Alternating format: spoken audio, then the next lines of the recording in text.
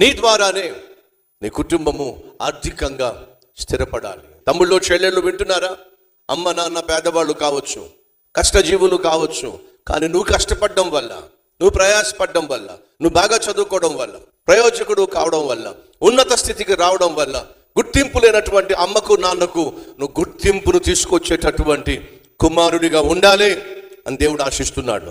అమ్మా నాన్న ఒకవేళ సువార్త వెనక వారు ఒకవేళ ఆత్మీయులుగా కాకుండానే కన్ను మూసారేమో, అయితే వినో, నీ ద్వారానే దేవుడు నీ కుటుంబంలో ఆత్మీయతను ప్రారంభించాలి అని ఆశిస్తున్నాడు. రాబోయే తరానికి జీవము కలిగిన దేవుణ్ణి పరిచయం చేయాలి అని దేవుడు ఆశిస్తున్నాడు. నీ ఇంటి వాళ్ళు ఆత్మీయులు కాకపోతే నీతోనే ఆత్మీయత ప్రారంభం కావాలి. నీ ఇంటి వాళ్ళు రక్షింపబడి ఉండకపోతే నీతోనే రక్షణ కార్యాన్ని ప్రారంభించాలి. జీవము కలిగిన దేవుణ్ణి తెలుసుకొని ఒక అద్భుతమైనటువంటి ఆత్మీయ ప్రారంభము మొదలవ్వాలి.